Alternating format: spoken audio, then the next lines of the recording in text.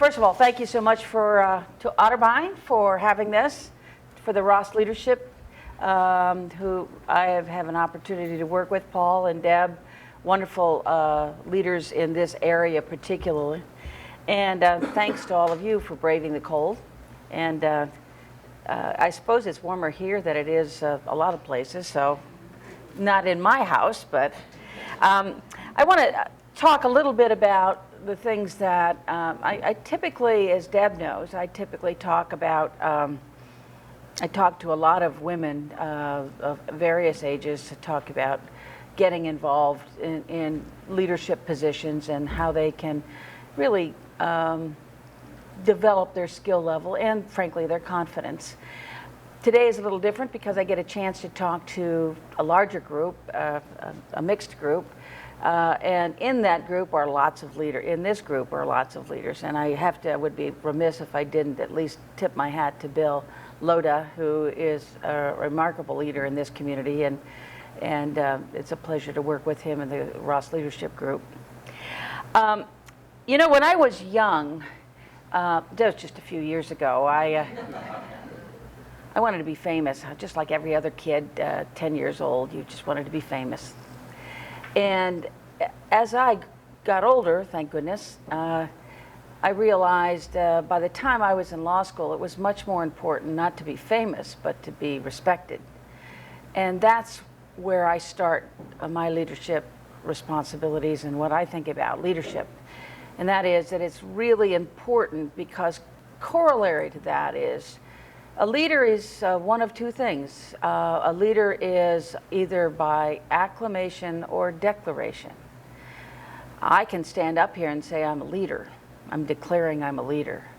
But I'd much rather be a leader by acclamation, by the recognition of those around me that either my skill sets, my personality, the ideas that I might set and help with other people, inspiring them toward a goal, made me a leader by acclamation. And of course, for me, one of my most important examples of that for me personally is Joanne Davidson, a leader in the community, a leader in politics, and frankly, a all-around remarkable woman who at the age of 87 is still co-chair of for the conventions, the Republican conventions that's coming to Cleveland, who has been Speaker of the House and has been a major trailblazer for both men and women. And because I share an office with her and in my consulting, not my law office, but my consulting office with her and Greg Browning, who used to be the Office of Budget and Management Director, I get a chance to watch the parade of people who come in every day to talk and sit at her knees and get help from her, because she has never stopped mentoring people, both by example and in a very active mentorship. If we were to define leadership, I guess we would talk about the ability to lead, to get people to agree upon a common mission and to lead them to that mission and to help them acquire it. The ability to lead others to a shared goal is really important if you want to do anything in life. If you're working with a group, quite frankly, sometimes it seemed to me that I had to lead myself to that shared goal, convince one side of me, yes, this is where I want to go, even though it's 7 o'clock in the morning, I may not want to be there. There are some fairly common rules of the road for me. And I start with what I think is the most important thing, which is I think that leadership and the culture that surrounds the group that you're leading is set at the top. Who you are, what you want your organization to be, starts at the top. Make no mistake about that. I don't care if you're small or large. The value systems you bring to an organization, the way in which you conduct yourself, make a difference. And I look at, you'll forgive the political examples because I spend a little time in that world. I look at for those of you who are Chris Christie fans, I mean no disrespect, I frankly find him in many ways a very interesting leader, but his style is such that perhaps some might say that his staff believed that it was okay to do something with a bridge. And it seems to me that all of you as a leader set the examples about where your curbs are. Here's who and what we stand for. These are the values we believe in. And these are the goals we're headed toward. Come with me in a shared way. And the tolerances are such that anybody working outside of those curbs knows they are not valued by the organization, they are not valued by the leader, and at some point you're either going to get within those curbs, those goals, those value systems, or you're not going to be in the organization. And that has to be very clear. If the leader of the organization says, this is who we are, this is what we stand for, this is the integrity and honesty and the way we treat people, that permeates throughout the system. Why? Because you're going to be hiring people who have those same values.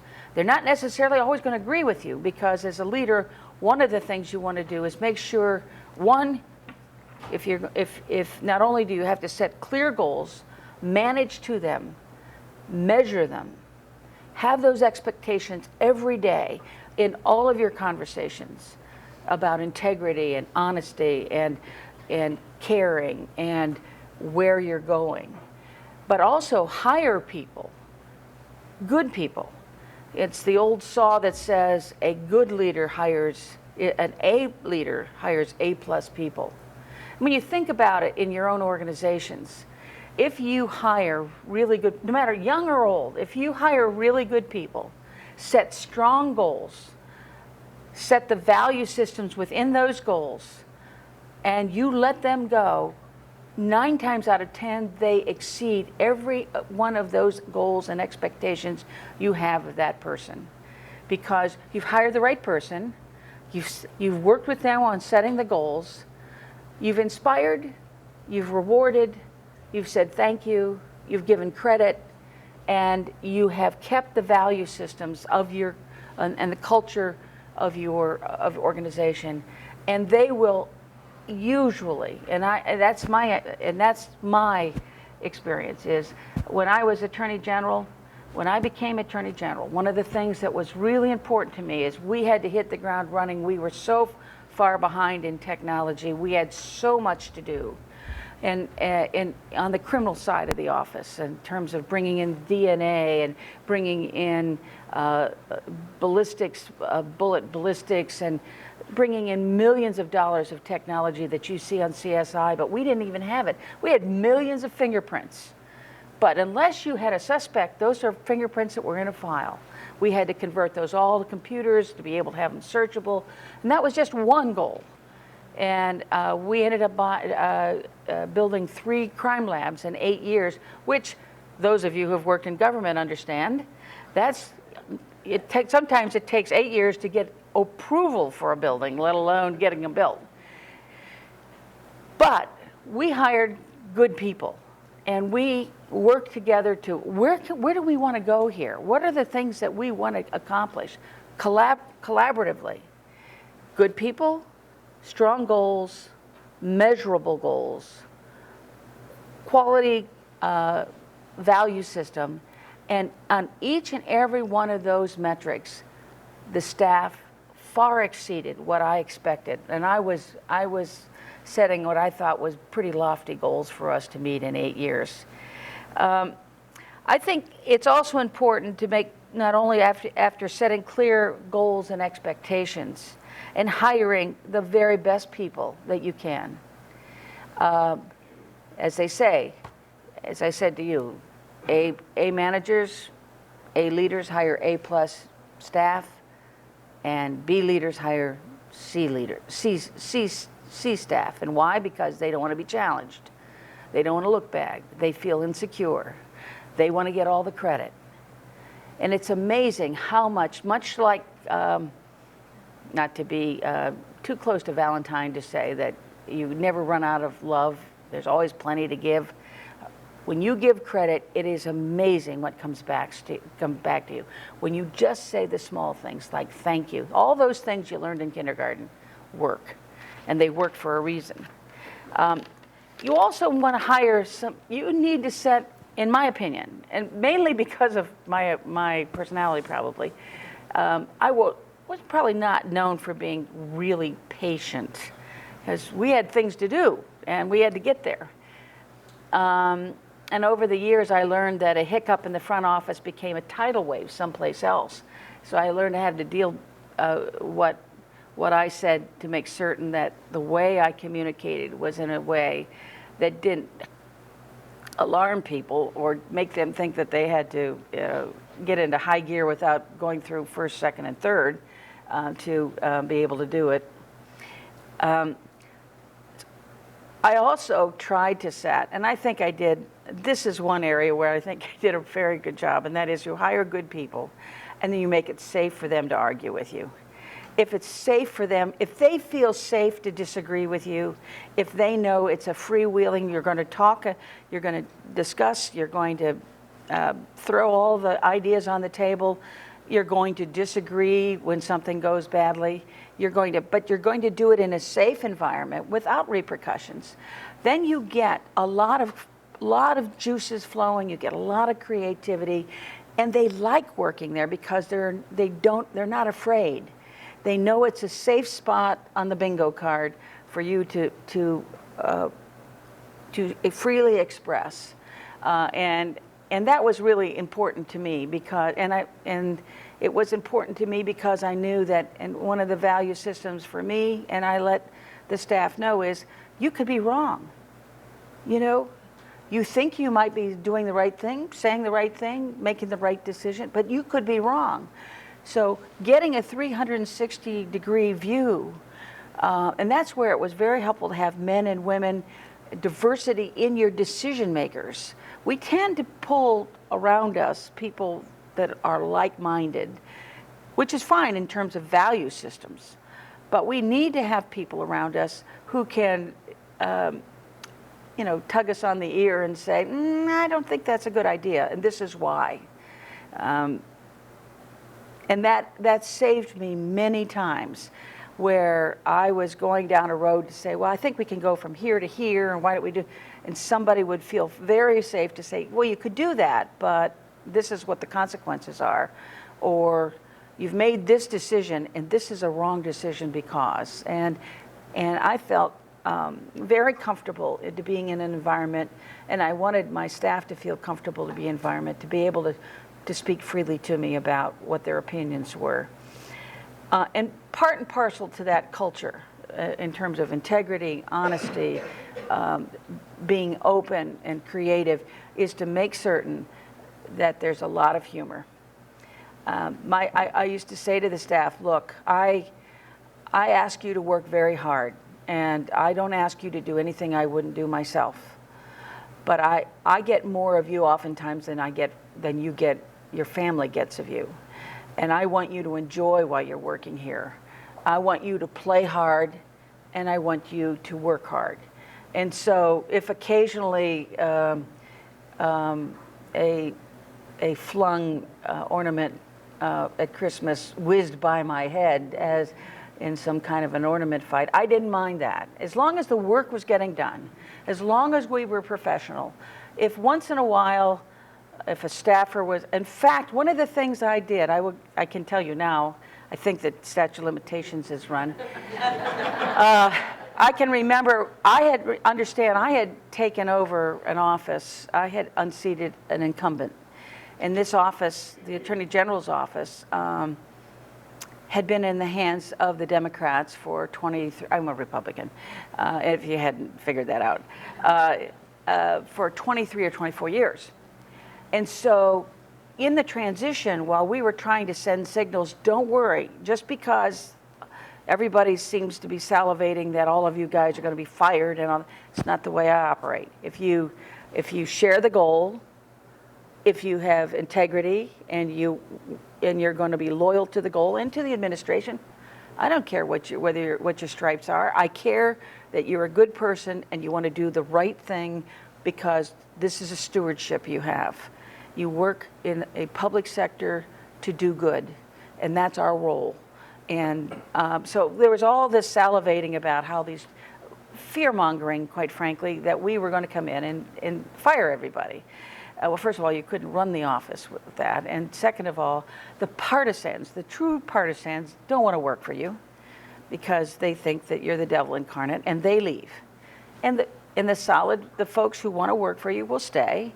And then my job as a leader is to determine which of the staff that remains work hard, share the goals, do all those things that we want of them. And one of my favorite, I think I hadn't been there very long, and I could tell that the secretaries still were anxious because they didn't know what to make of us. First of all, we were loud and we were funny. I think we were pretty funny. If you knew some of the staff, you'd agree with me. And we were open, very open, in our decision-making process. And one of the senior staff had a vacation scheduled before I hired her, and she was in a major position, and she is an ethnic and a very large Greek personality, and with very colorful language. And while we knew each other for years, we didn't know each other well, but I knew I wanted to hire her. And she came in her typical style as she was leaving for vacation, because I said, don't cancel the vacation. You know, we can manage for 2 weeks. You are not cutting this short. You're going to Greece. I want you to go to Greece. And she came into me, and she, in her humor, told me not to, let me put it in clean language, don't mess with my office. That's what she said to me. Not really what she said to me, but it was, you got the gist. So of course, immediately I thought what I was going to do as soon as she left. And because she was right down the hallway in one of the corner offices. So I walked down to these secretaries who don't know us, and I said, please forgive me, the statute of limitations run, and if you take a look at any of the rosters going into the Rhodes Tower, you'll find that if there's anybody staying after hours, it's the Attorney General's office, and some of them are staying overnight. I mean, it's a very hard-working office. And I brought and I did this on purpose. I brought I said, bring the maintenance people up, would you please? And I had them empty her office, completely. Nothing, it was completely empty office, like somebody was going to occupy it.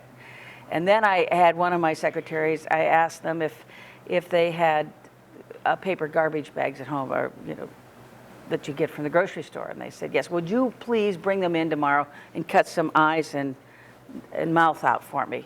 And then I had my senior staff go down, and we each had one of her tchotchkes, or whatever she called them, that we had taken, and there was like 8 of us. We put the bag on, and we were holding her little mementos, and we took a picture.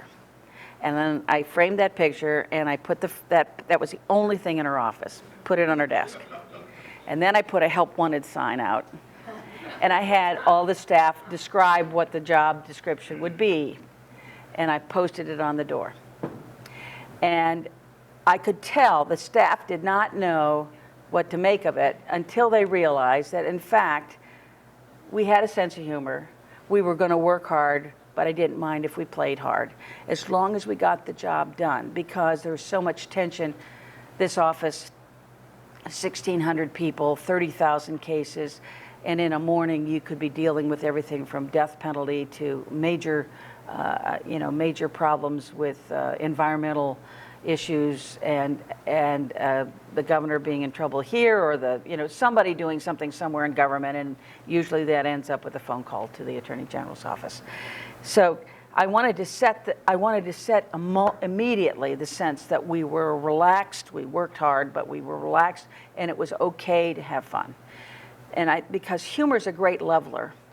And when we talk about some other things that are, I think is really important is, I think you need to manage by walking around. I used to go in, we had 29 sections. It would take me, I do it twice a year. That would be formally do it twice a year. I was around in the sections all the time when I wasn't in meetings. And I would go, and one of the very first things I would do is take a look at the environment that the staff was in. And I think it's important for the managers and the leaders to understand, if you're asking somebody to put as many hours in on a shared goal, working hard, then you best do the best you can to have the environment in which they're working to be a good one. And it got to the point where the person in charge of all the maintenance and internal and et cetera, used to just roll his eyes because I'd let him know where I was going, and because he knew he was going to get a call right away. I mean, I would go in and I'd look in the bathroom where they were. They didn't hire me to be a maintenance guy. I understand that. But there's nothing more appreciated than when a staff person who has been having problems or looks around and you've got all these soiled the ceiling tiles that have been stained over the years, and you've got broken desks, or you've got bathrooms that are not clean. That says something about what you think about your employees. So I was very precise about that. I wanted them to be in the best working environment they could be in. And usually the very first person I talked to would be the secretaries. I would deliberately, and it's important to talk to the people other than, if you're just talking to your leaders all the time, you're hearing, you need to make certain that you're talking to the people who are, going to the copy machine in the morning, or dealing with staffers that your managers may not be aware of, they're having problems with. They need to know, and I used to say to the staff, look, I'm going to talk to your secretaries and that, because they've trained more of you than I'll ever train. They've seen lawyers come and go. They know good from not good. They know the habits and I just sit. I mean, it wasn't I was asking tattletales or anything. I just sit down and I would, when I'd come into a section, I deliberately sit down and talk with, how are you doing? Do you have enough? How are your computers? I just ask the things that, what's making you comfortable here, what isn't? And after a while, they knew. It was a very comfortable conversation we would have. When I became auditor, and again, we had 1,700 people or so, the very first place I went, and again, it sends a message, and symbols count. That's why they're called symbols. I went to the basement of our office. Our basement was shared with something called the Pewter Mug. At the time, it was a restaurant downtown in their basement. It was not a very pleasant place. It smelled. I remember walking into that office the first day, that office, and these were the maintenance guys. And I look around, and there are 4 of them, and there are only 3 chairs. Place is a mess. And I said, where are your chairs? And they said, well, we only have 3. How many work here? 4. So why do you only have 3 chairs? Well, that's all that they said we needed. I said, we're going to get you 4 chairs, and we're going to get you out of this damp, smelly, ugly basement. And the very first renovation I did was for the maintenance people, so they could be, and we put them in space, we took them out of the subterranean place they were and gave them great space.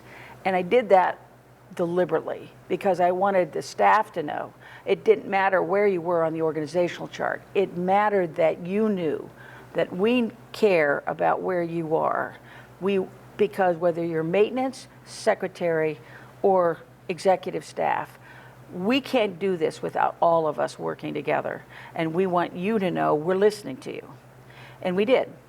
And much to the chagrin of sometimes the folks that had to get the new desks and remodel bad space, damp space. In this instance, we even had rats, so I had to get them out of that space. One of the other things I think is, and I said this to our staff as we did, and I mentioned this before, is I always think it's very important to let,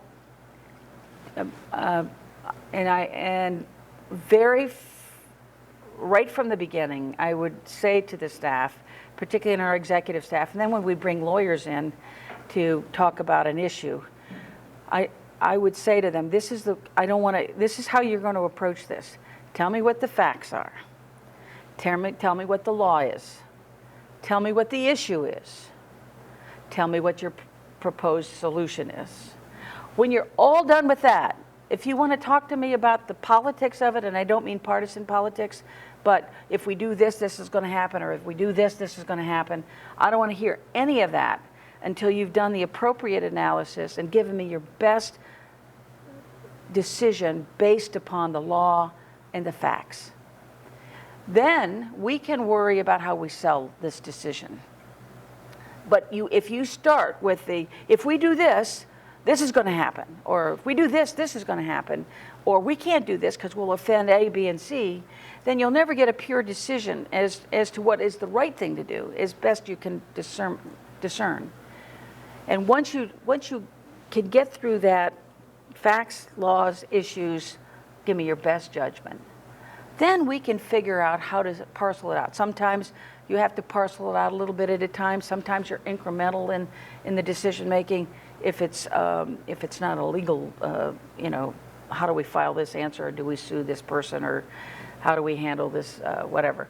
But you have to have and that reflects the integrity and the culture of the organization, because you're saying, I care about honesty and integrity, and I don't want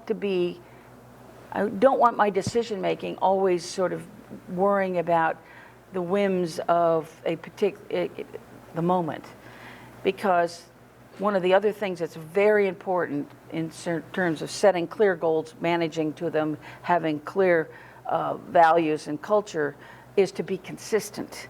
There is nothing worse for your staff or for the people who are following you if you are not consistent in the way you approach things and the way you make decisions. And I used to laugh all the time, because I'd have folks who would come down for a meeting with me who didn't always come in, and so they would be afraid. I didn't really appreciate, I really didn't appreciate it, because I know who I was, and there was nothing to be afraid of with me except, no, there was nothing to be afraid of me. Just going to say, except that I am who I am, but I would, and some would come in and they would be afraid, and they would be, actually, I had one fellow come in, I used to tease him, he'd sweat. I'd say, why are you sweating? You don't have to be afraid of me. And I'd have one of my section chiefs would come in, and I'd set her a regular meeting, because she was a very talented lawyer, but she was afraid, she was just afraid and nervous. And she'd come in and she would be literally, you could see her quiver, and she would speak lowly, and it was terrible, but I have her meet with me regularly, because I was trying to get her, I was trying to teach her something, and I would kid her all the time, but now you don't have to be afraid of me. I'm not going to bite. Did you have your shots? Because if you had your shots, I'm okay. I mean, you're okay, I'm okay. Everything I could to try to relax her into feeling comfortable speaking and making decisions, because she was good at what she did. She was having problems in communicating and didn't have a lot of confidence in herself. So being consistent, I used to laugh, because people who didn't come in to see me regularly would go to my chief policy person, who was my aide in the Senate when I was a state senator. And this gal could run the world. She's smart, she's bright, she's funny, and she would regularly cuff me on the ears when she thought I was not behaving properly. And they would come to her to say, okay, now I've got this blah, blah, blah, and what do you see this document, or what do you think if I say this? And she would say, no, she won't go for this. Yes, she'll go for this. Oh, you've got to put, headings on your paper, and by the way, put numbers on your pages. It's just down to the little stuff. But what I loved about it was apparently that I was predictable enough that she could forecast what my value system was, which meant that you may not like the value system, but it was clear. And you want your staff to know what you care about, what the culture, what the issues are that are important to your organization and to you personally. I cannot emphasize enough, if you don't do anything, if you don't do anything you've got to be sure that you share credit, that you say thank you, that you reward people. It is amazing. I don't care how old you are in an organization, and I don't care how much you get paid. If you don't think you're valued, you don't like your work. If people around you don't say thank you, if people around you, if the boss doesn't give you credit for ideas, if he or she doesn't say well done. I had a regular process with my section chiefs, and I had attaboys, attagirls, and every week they were responsible for sending to me,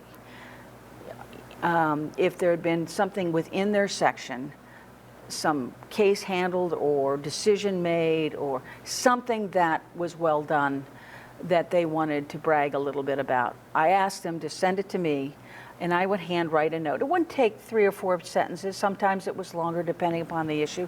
And I would do that at the end of the day, make sure to send out a handwritten note to that employee. And it always would surprise me. It shouldn't have, but it did, when I'd walk around the office and see how many of them had those notes pinned up on their wall. And it meant something to them. I also asked them to send me notes if there was some particular really hard thing going on in their lives, life, birth, death, sicknesses, and the like. And they would send me notes there. Okay, all of you human resources people, don't worry. I didn't have them breach anything. I just tell me what's going on so I can write a note that says, we're thinking of you. And I would do that. And then when the section chiefs didn't give them to me, I would keep a list of the section chiefs, how many attaboys, attagirls they'd send to me. And I would, at section chief meeting, say, okay, now look, I'm assuming, John, that you're having a hard time with your section because apparently they're not doing anything worthwhile, because I haven't heard anything from you about your section. I mean, clearly you've got to be happy about something, or unhappy, because I'm not hearing about it if you're happy about it.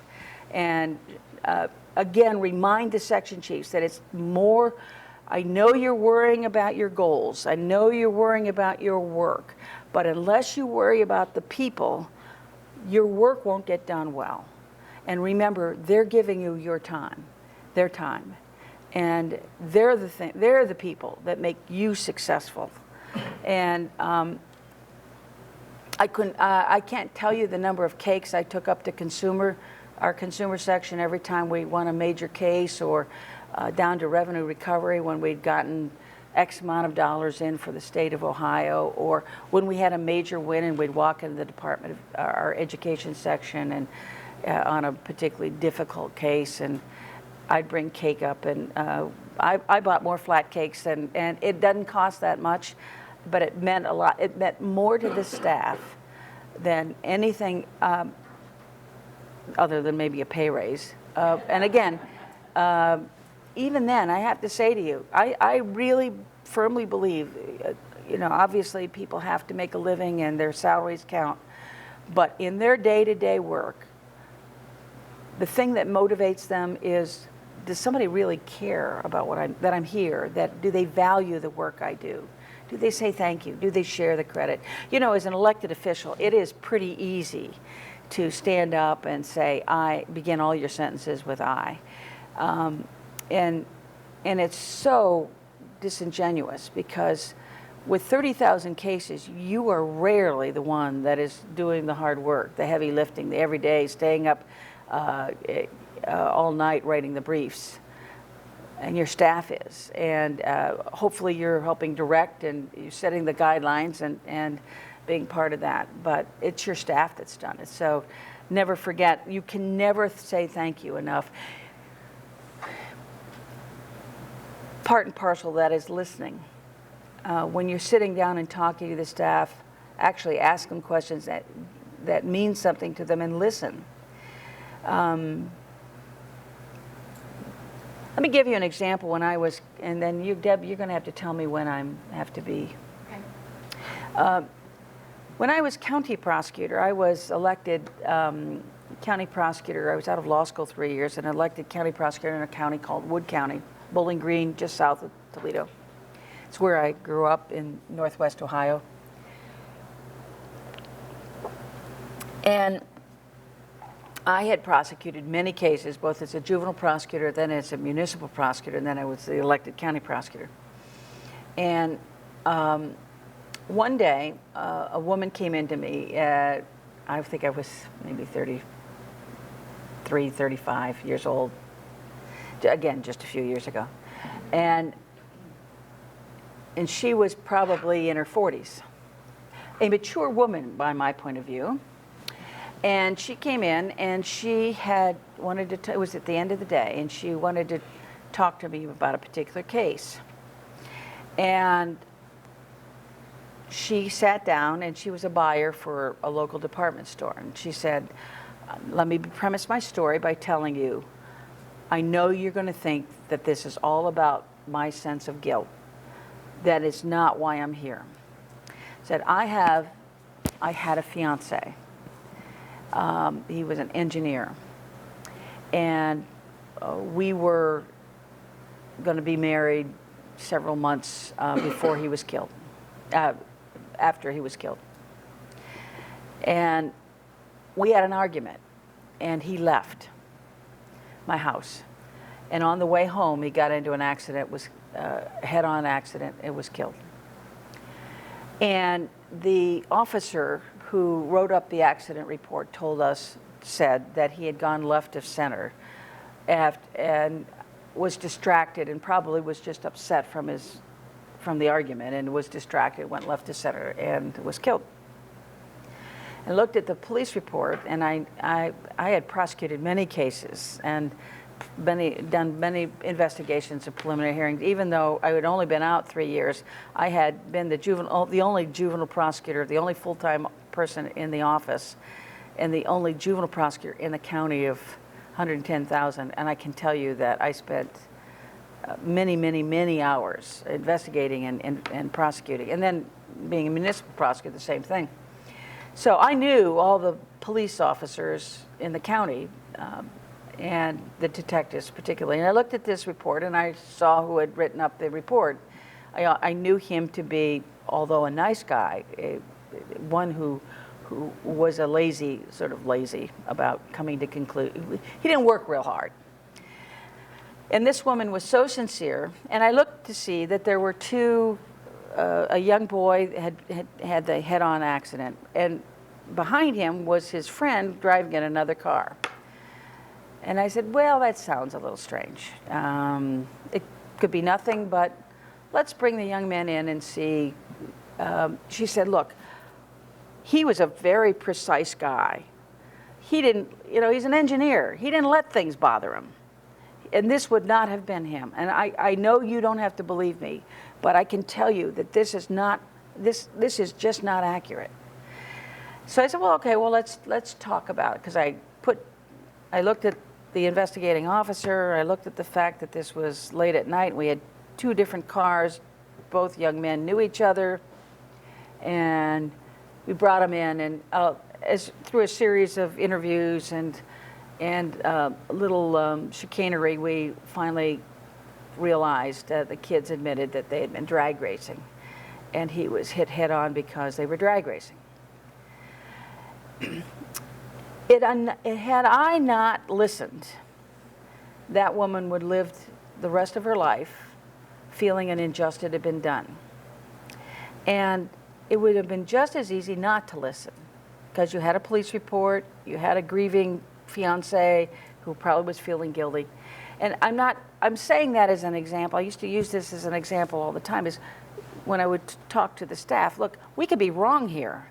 So you always have to listen to a story with one ear cocked for the fact that, you know, you could jump to conclusions and miss something very important.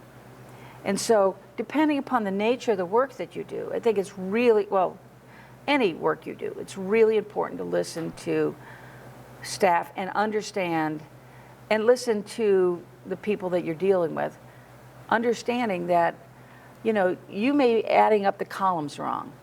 And that's why it's so important to have a good staff around you to see if when they add up the columns, they come to a different number than you do. And then you can talk about it. And we used to have some very spirited discussions, but it was safe. And when we came to a conclusion, then we all agreed, and we pulled toward the right goal, toward a shared goal.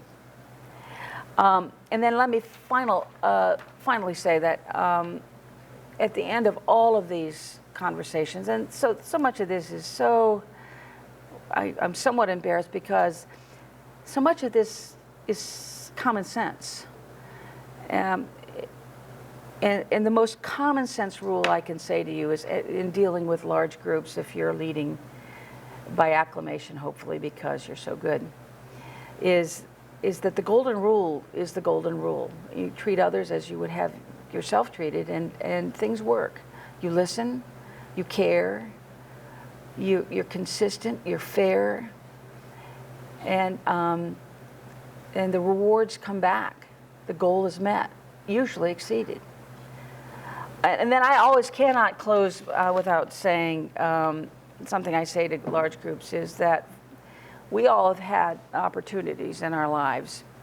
And I feel very strongly about this, that one of our responsibilities on this planet is all of us have had people open doors for us. And we have a responsibility to open doors for others. And taking the time to open that door for somebody who just needs a little guidance, needs a help, or a pat on the back, or a little word of encouragement. It doesn't cost much. In fact, it doesn't cost anything. And it can mean all the difference in the world to that person. So I close by saying thank you so much for allowing me to speak to you today, and if you've got a few questions, I'd be happy to answer them.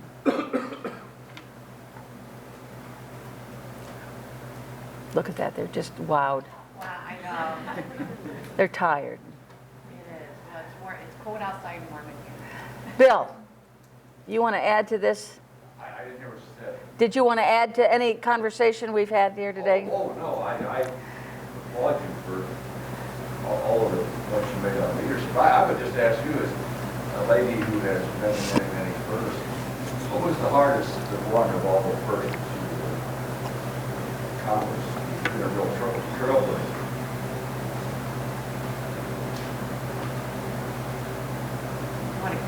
Want to repeat the question? Oh, he's asked me what was the hardest first.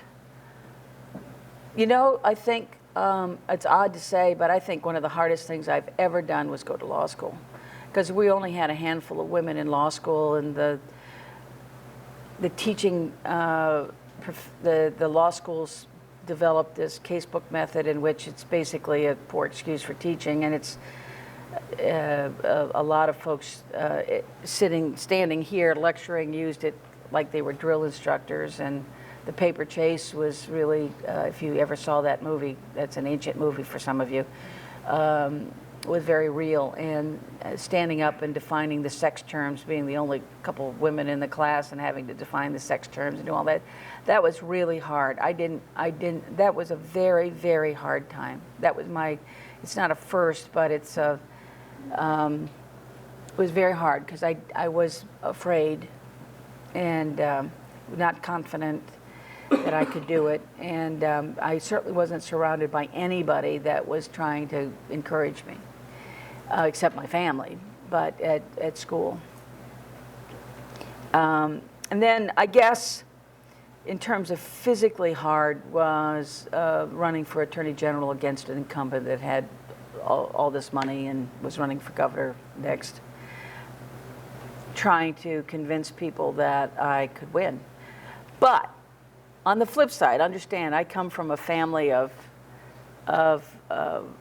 mean, when I was in high school, my father and mother were giving me assignments, giving all of us assignments to read, you know, the Power of Positive Thinking and all of these things with regard to how you have to set goals and envision you in that moment as a successful person, even when we were in high school. And when I was running for governor, of that little bitty time when I thought I could be governor, I remember my father, who at that point was 85, looking at me. We're in my house. He was visiting with me, and he looked at me and he said, "Honey," he looked up at a book by Napoleon Hill, and you may know that name, an author, and he looked at it and said, "Honey, you need to reread chapter 14. So he was still instructing me when I was, so I think the hardest race, but I had been blessed with a certain ignorant optimism, and it certainly served me very well over the years, so. Yes? The woman staff member that was very nervous in coming into you, did she eventually get over that? And if so, Yes, as a fact of the matter is, she ran for judge. She didn't win, but she ran a very good job, and she, behind a podium, I was so proud of her. She did. We just had to keep at her. And about how long do you think it took? Pardon me? About how long do you think it took? Well, she took a couple of years. To be honest with you, what she'd do is she'd come in and she, for any of you who have that problem, I never had it, but she would start to get red here, and so it was a marker right away that she was nervous. And I was trying to get her to not have that happen, because it's hard when you're in a public setting to have that happen and not have people draw conclusions, which aren't fair. And it took her a couple of years, but we used to jab at her all the tease her in a loving way. And I think she understood that we were encouraging her. So it took her a couple of years, but and she did a really nice job. She's still kind of a quiet person, but she's not nervous anymore.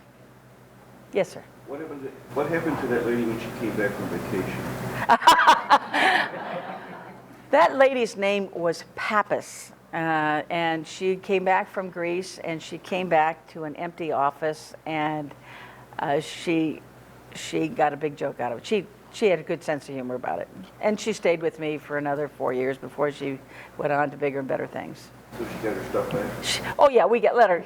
I gave her her stuff back, but she still has that picture on her desk of the 8 of us with our bags over our head, holding her tchotchkes or whatever those are called. Yes, ma'am. I'm in human resources, and I really like what you say about hiring the best people. Can you tell us maybe like what was maybe your top tool to find the best people? How did you know who was the best person for you? The question is, how do you know? Well, how do you know who's the best person? You ask a great question, and I don't know that I have the best answer, because it is a sort of a pig in the poke kind of thing. I do think it's really important to have interviews with a man and a woman in the room, because men pick up something different than women do. Now, how did I learn that? When I was county prosecutor, when I first came into that office, I was the only, I was the first woman prosecutor they'd ever had, and the only one so far.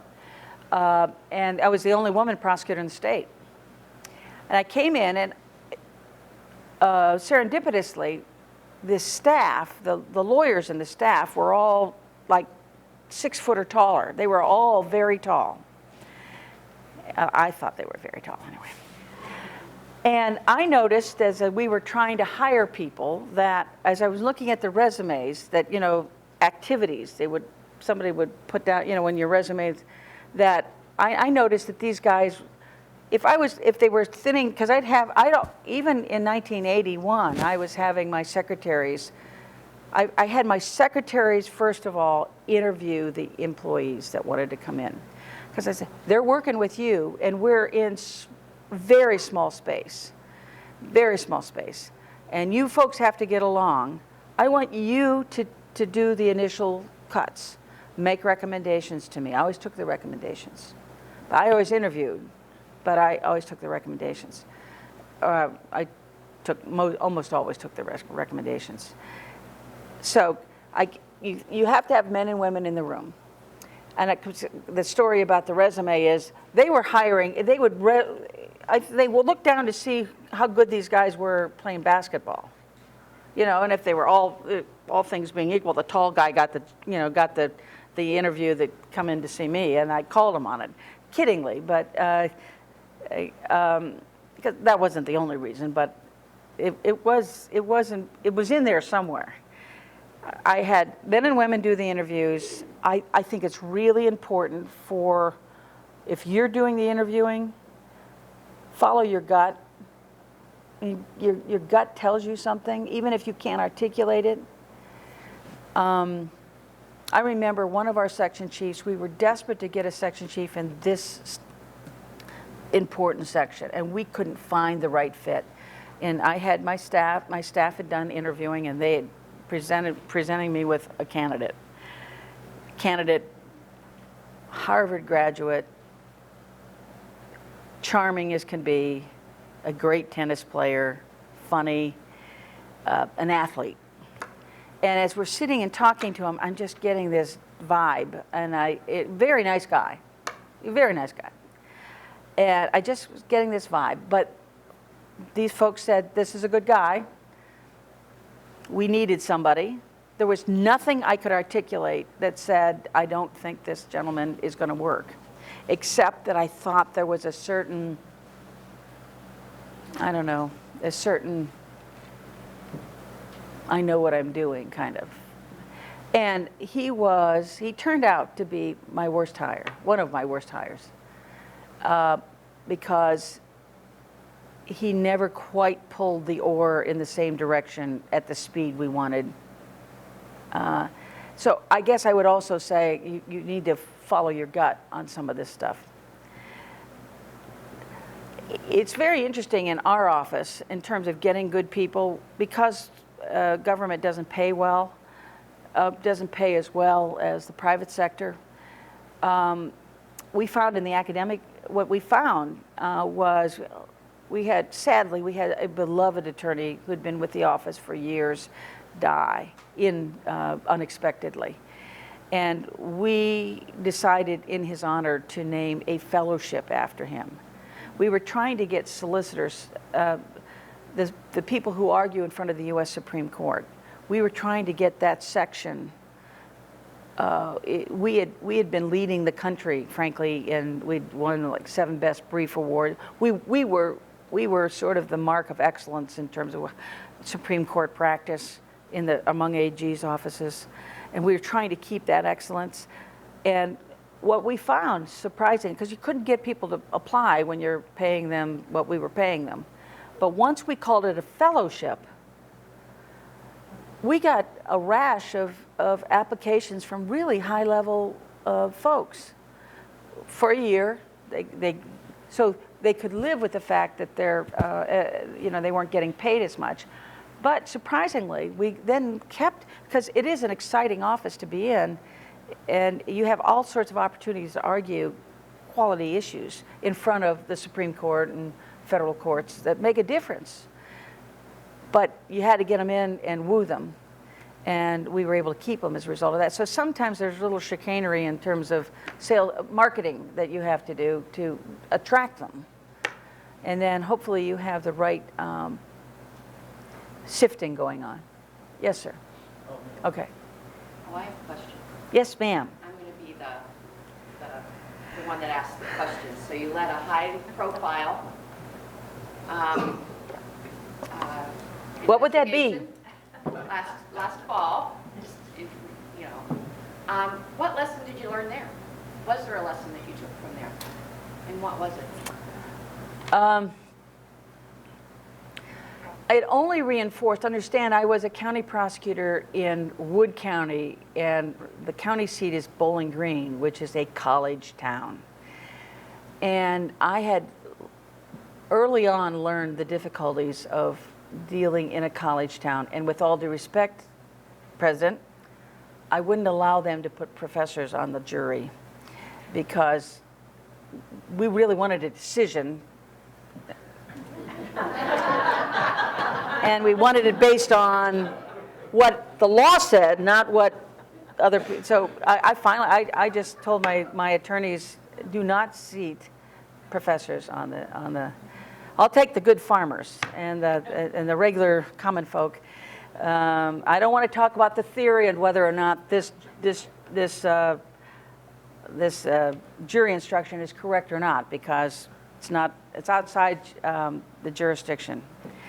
So I learned, I only reinforced how complex, and I always said from the time I've been in elected office, it is worse politics in a university than anywhere, because you've got the feudalism and the history of the historic sense. Paul, you know this.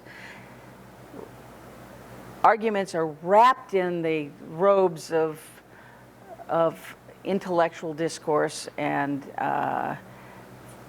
feudalism and all these ancient whatevers, and I found it it only reinforced how complex the organization is. Most people just don't understand how complex administration is in that environment. And important. I'm not making fun of that. I never would want to be in that kind of politics. It's like being in church politics. I'd much rather be in the kind of politics where you can call me a name and write a letter to the editor and not vote for me than that. We always say academic politics are so dirty because there's so little at stake. She said academics say that politics and academia are so little at stake. Yes. Oh, well, let me finish this. So I learned that I think it was it only reinforced how complex this is in terms of getting from point A to point B in a reasonable time, in a fair way. And it only underscored to me that these were good kids. These are good kids. And they're in a highly sexual environment. All of us are. All of us are. And whether we like that or not, we can discuss. But kids reflect their environment. And I, again, felt strongly that leadership in an organization says you set your rules and your boundaries, and then you manage to that. And I don't care where you're coming from. When you're here, this is what we expect of you. And the kids will rise to that. People will rise to those. And if they don't, then they're going to be out. But if you discipline consistently, if you set clear goals, set clear behavior standards, and it just only underscored to me all of that. I'm sorry. Yeah. Okay. So I guess I'm just looking for advice from you. So I'm the person on campus, I guess, that walks around, manages leadership by walking around and talking to people. I'm all over campus. I'm the environmental health and safety officer on campus. And in being that person, trying to do good stewardship, be the good person, listen to the people, and attend to their needs, I sometimes get put in very difficult situations between the people upper administration or the regulators in upper administration. I'm that go-between person. Not always a real comfortable place to be. And I guess, so I'm looking for advice from you on the best way to, sometimes the things that people are asking for don't always align really well with current initiatives or goals or budgetary issues. And so how do we the person that I am listening to, I hear what you're saying, I hear your needs, but at the same time, I also have to be a team player with upper management. And so what's the best way to show you are listening, but you are also a team player? Well, I'm not sure I understand what your role is, but it's very hard to be in the middle of that. And the most important thing I can say to you in terms of being an honest broker between two groups, one that has power, one that has complaints, right? And you're in the middle. And the person in the middle has to be an honest broker and be sincere and listen to what they have to say, take reasonable, report the complaints, but then make reasonable suggestions. If some of them are way out, you just simply have to tell these folks this is not a reasonable expectation. You can report it, but tell them to begin with, this is really not going to, I mean, it's kind of like being a lawyer, to be honest with you.